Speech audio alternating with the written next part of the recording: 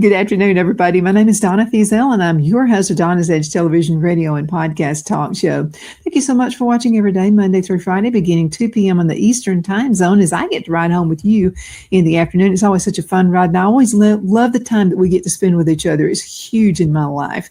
Continue watching us on Abundance Television, found on Roku, Apple TV, and Amazon Fire. Don't forget the podcast on thenewscasters.com. You can also find us on radio. The biggest country station in South Carolina, WZLA, and 92.9 FM on the dial. You can find them on the website as well. Go ahead and check that out. Also in Alabama, you can find us pretty close to Huntsville is channel 182 on Charter Communications. That's part of Spectrum, and we're proud to be part of that as well. Something else coming up, I can't tell you yet, but it's kind of like a newspaper thing going on.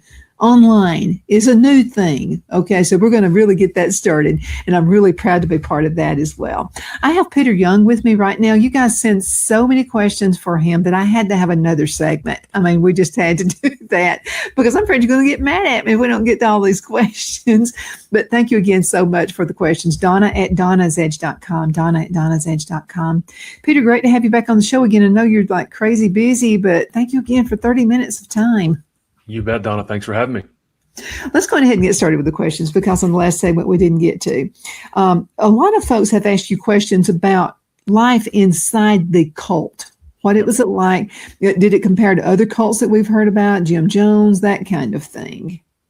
You know, our cult was interesting in that we didn't live in a commune. We didn't all let's say, pool of our financial resources together. We didn't live in one house. The cult leader, Rubber Booty, he lived in Southern California. We lived, so my wife and my children, in Idaho and Montana. The in-laws lived in northern Idaho. So what we would often do then is a couple times a year, we would meet in northern Idaho at my in-laws' house, and we would have what was called a conference. And that was basically a glorified way of saying we'd all sit around the living room and listen to Uncle Robert, drone on for hours and hours with his unique and perverse ideology and theology. So it was in those conferences that we looked most like a cult, like what you would think of as a cult. We would do that a couple times a year.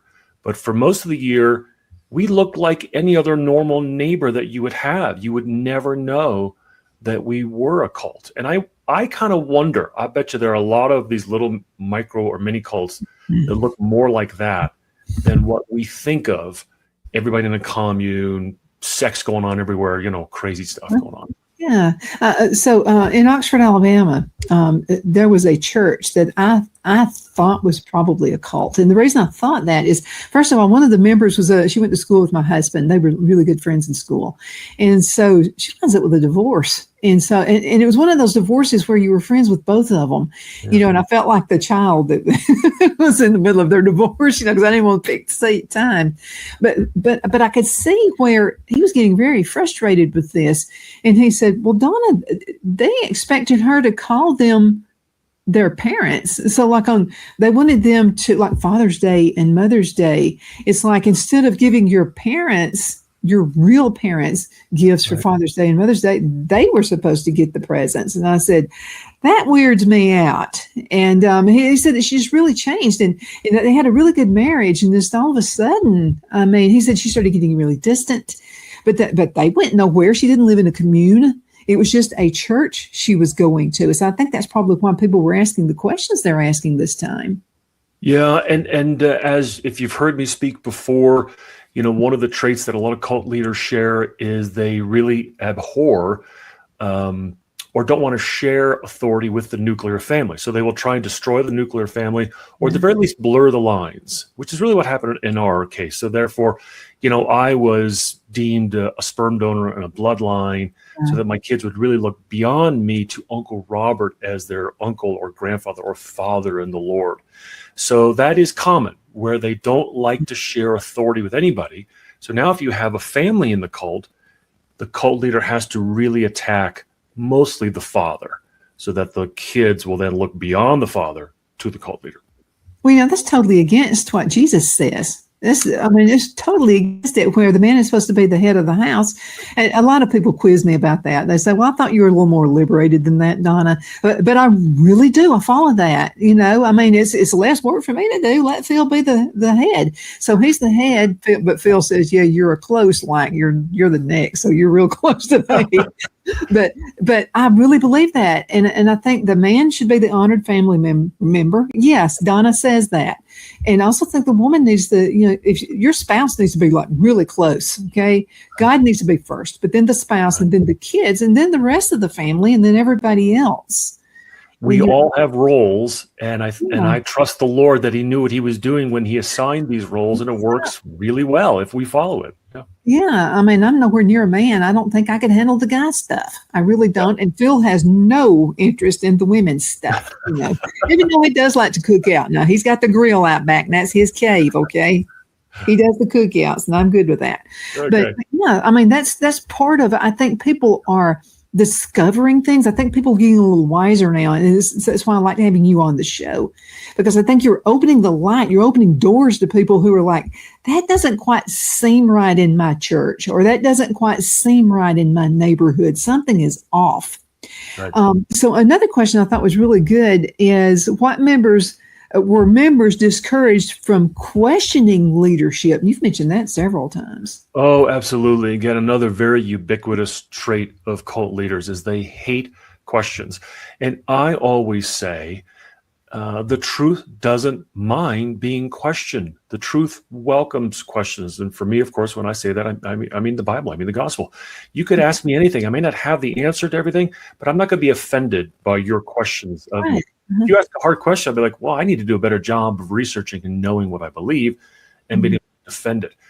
Uncle Robert, or Robert Booty in our case, hated questions. And often the answer was combined with kind of a roundabout answer, but also a, Peter, why are you so stupid that you don't understand me? Which was his way of trying to put, me under his thumb, put the screws to me, and just make me blindly obey whatever he said, which is what most of the other people in our cult did. They did not question him. And part of that's really obvious, because many times he just didn't have a good answer. He believed in was hard to defend, and he didn't want to have to do the heavy work, or he didn't want to have to admit that some of his ideas were utter nonsense. So yeah, cult leaders hate questions. Also, you think of a cult leader could possibly be a good communicator, and then you can also think of that very same person, even though they're a good communicator, a lousy communicator. Do you feel that way? I do. Clearly it's really confusing. It is, and it's obfuscated for a purpose, because there's a lot of smoke and mirrors, because cult leaders will take the truth. It's an important point. They will take the truth and share much of what is the truth. But then there's that 5 to 10% where they start confusing things and mixing things.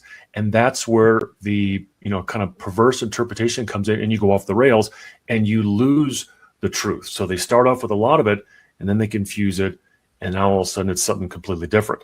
I had an analogy that helped me with Robert, because my wife thought he was brilliant. My in-laws thought he was brilliant. I love my wife, so I'm trying to get along with this guy and understand him. But he would drone on and on and on with these crazy ideas. And so in my mind, I had this horrible cognitive dissonance. And so what I came up with was this analogy that I talk about in my book.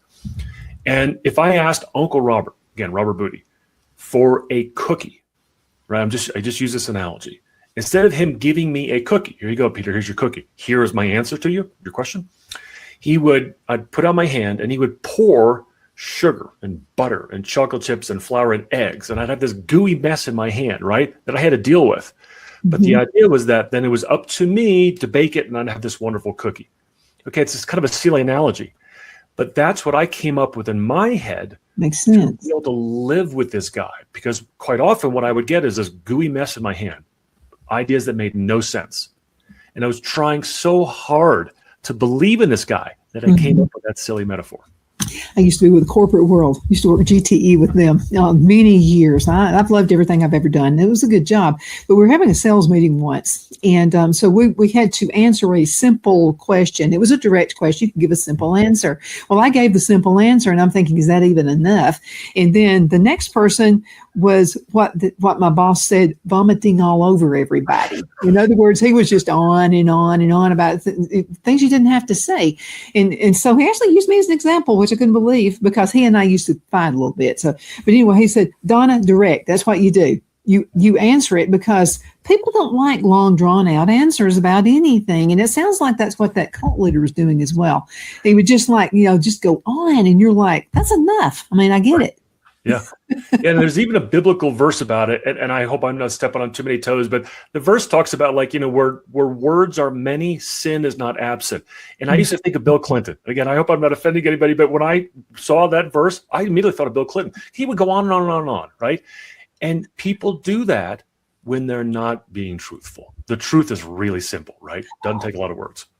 That is perverse. That's something. Okay, before we get to the next question, I want to make sure people buy your book. It's really important. So how can they find it, and your other writings as well? Sure. So my memoir is called Stop the Tall Man, Save the Tiger. You can find it on Amazon or Barnes & Noble.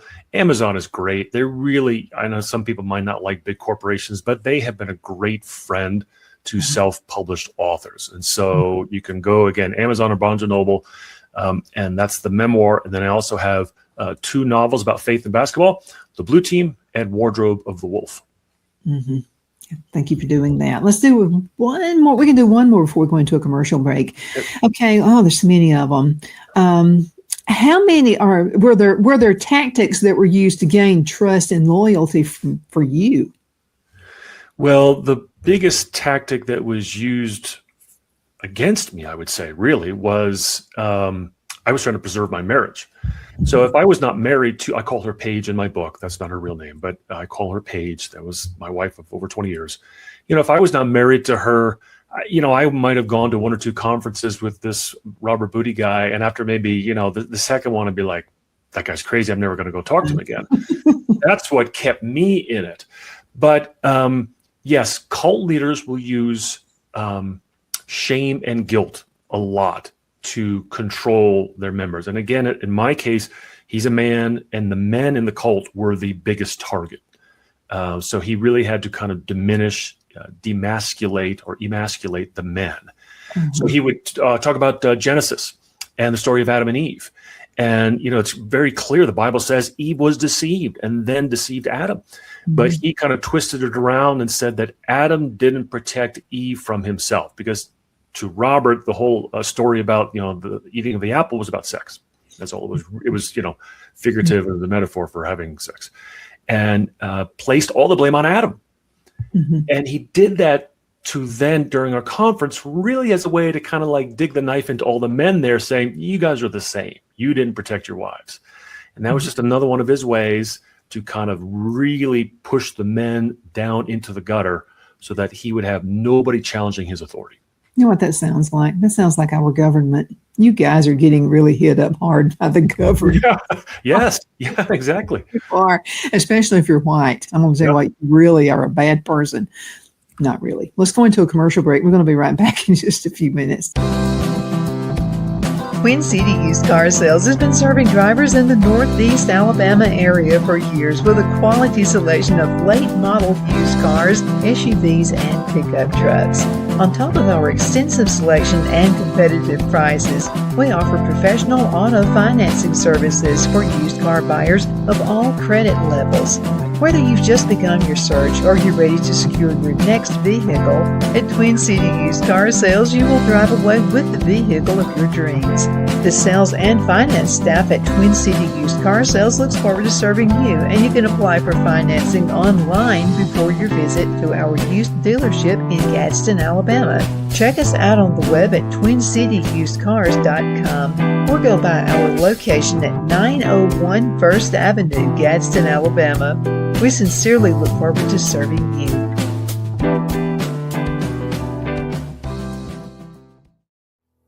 Finding the right home isn't just about bedrooms and square footage. It's about comfort, security, and the feeling you get the moment you walk through the door.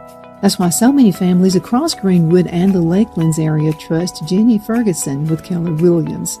And I'll tell you from personal experience, Jenny was my realtor, and she truly cares about her clients. Jenny takes the time to listen, to understand what matters most, and to guide you every step of the way, whether you're buying your first home, upgrading, or ready to sell. Because this isn't just a transaction, it's your life. With local knowledge, personal care, and a commitment to getting it right, Jenny Ferguson makes the process simple and even enjoyable. So if you're thinking about buying or selling, now's the time to make your move. Call Jenny Ferguson with Keller Williams in Greenwood today and take the next step toward a place you'll truly love coming home to. Shine your style at Kiss My Glass right here in the Anderson Mall. There's a place where style meets sparkle. At Kiss My Glass, every piece is handcrafted, custom designed, and made to shine just like you. Owner Beth Gibson brings creativity to life with stunning custom tumblers, gifts, and one-of-a-kind pieces you won't find anywhere else. Look for the perfect gift or something uniquely you, from bold and glamorous to simple and elegant. There's something for every style, so stop by, get inspired, and leave with something unforgettable. Kiss My Glass inside the Anderson Mall, Anderson, South Carolina, where your sparkle begins. Be sure to check out Kiss My Glass on Facebook for updates and specials and gift ideas.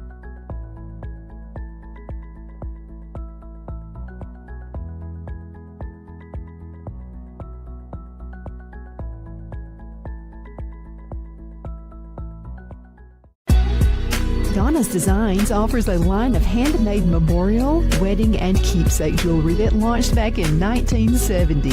I'm a self-trained jewelry designer, and I will work closely with you to create unique designs you can love and treasure for years to come. Whether that be flowers that were used in a funeral arrangement or stones you found on the beach at a memorable trip, call me at 256-659-4319, and let's think of the possibilities.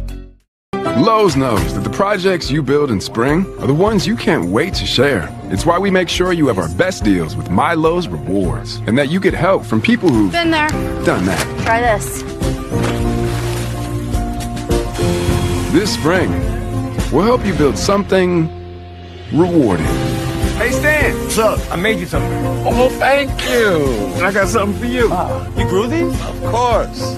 Lowe's knows how to help you spring. Are you ready? We all wonder what tomorrow will bring, but the future lays itself at the feet of the prepared and surrenders to the will of the persistent. It's not easy, but today shapes you so you can shape tomorrow. With Northeast Alabama Community College, when the future asks if you're ready, you can answer. Yes. Begin your future at Northeast Alabama Community Okay, College. we're back. I'm laughing. You know why I'm laughing? My husband is actually editing other shows right now, and he thanked me for giving him a thumbs up. Well, of course I'm giving you a thumbs up. Okay, it is. I'm going to tell you, this is a very interesting what you've done and what you've lived through. I don't know how you handled it. And so this is Donna question. How did you keep from boxing this guy in the face? Oh, good question. Okay, good question. I haven't seen the guy since 2016. I have not seen him for, it's 10 years. I have not seen Robert Booty in 10 years.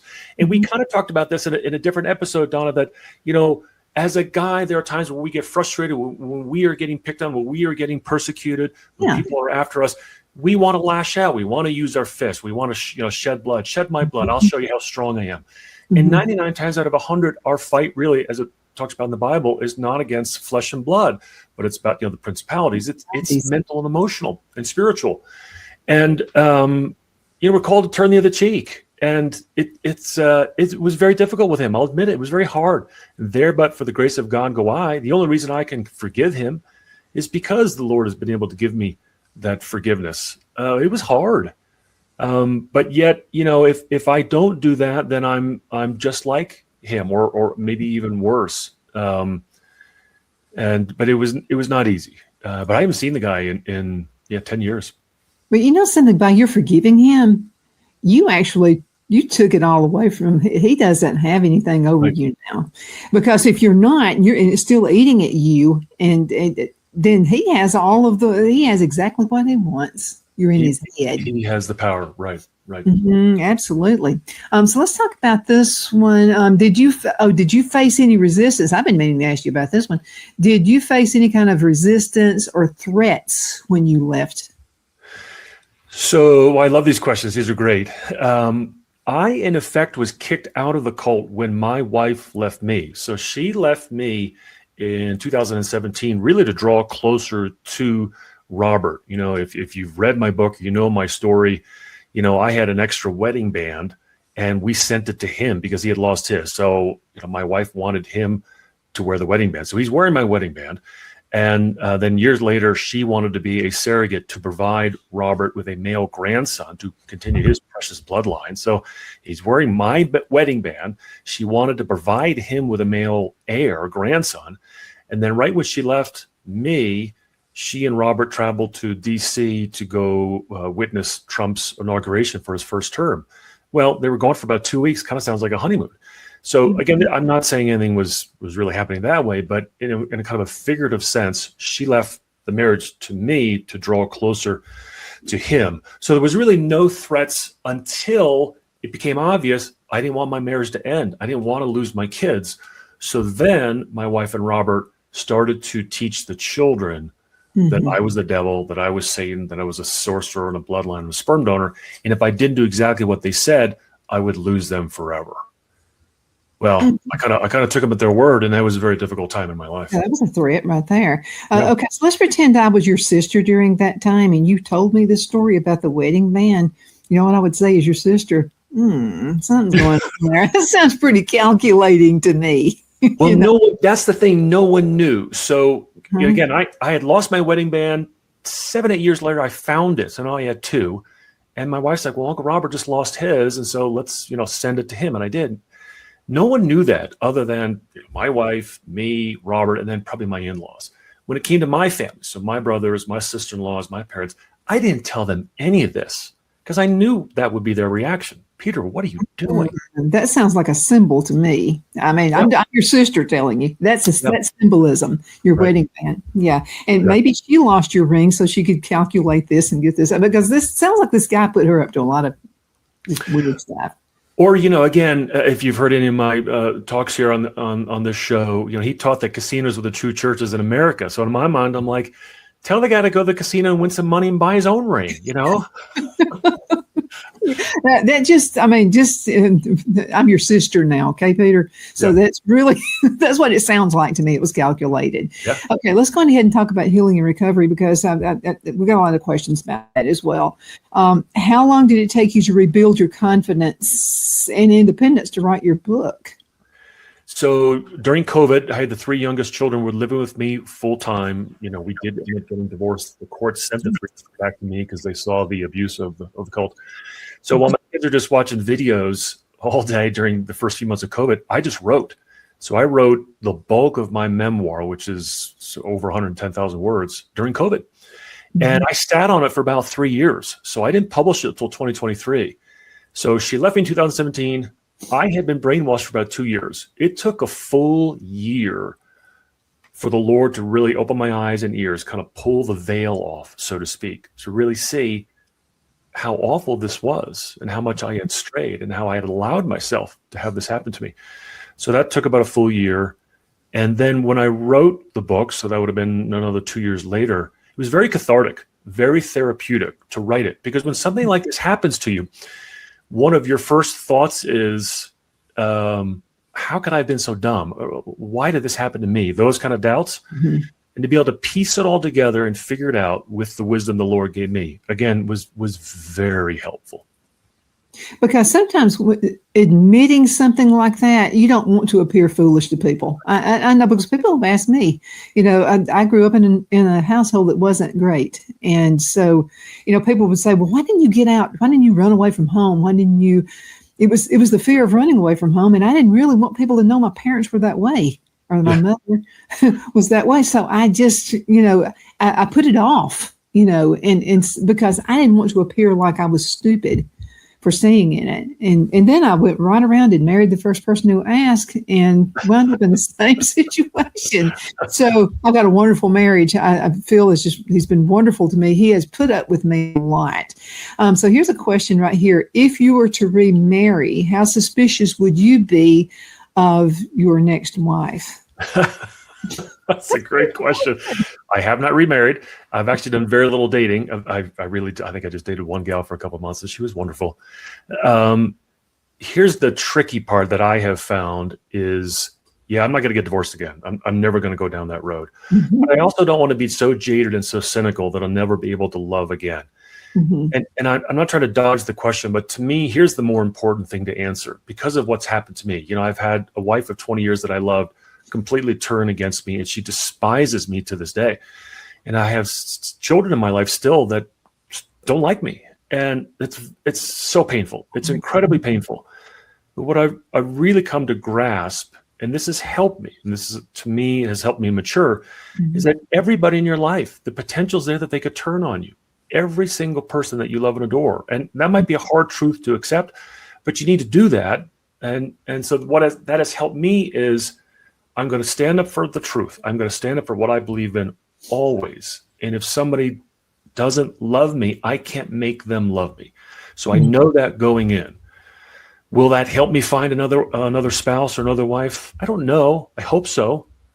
But I don't want to be so concerned and so jaded and so cynical that you got to fill out a questionnaire before we go on date number 2, right? I don't want to do that. Right. Absolutely get it. Okay, so this is another good question for you. Do you think your ex-wife will ever see the light and try to get you to take her back? Well, she's remarried, so I don't think that's going to happen. She remarried about maybe 2 or 3 years ago. Mm-hmm. I certainly pray that she does see the light. I used to, and I talk about it in my book, I used to pray that she would have a road to Damascus type moment, where Saul becomes Paul. And I don't think that's really the way it works. I think it's more not subtle, but it takes a little bit longer.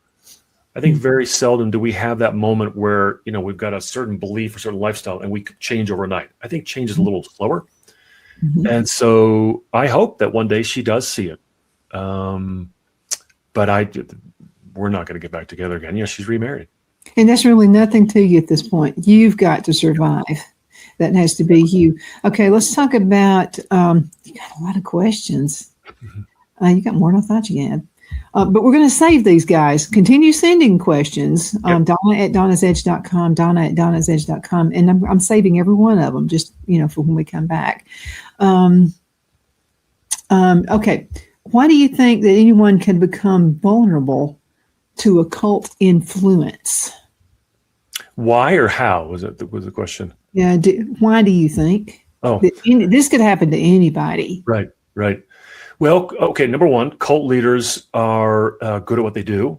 And so they can spot weaknesses. They can spot vulnerability. Number two, vulnerabilities can come in all shapes and sizes. My vulnerability, which was really nothing wrong, was I love my wife. I was trying to protect my marriage. That made me vulnerable. So as a husband and as a father, I'm trying to protect my kids. That's what I'm supposed to do. But yet it's almost odd to even call it a vulnerability. That was my role. That was my duty and my calling, was to protect my marriage and my family.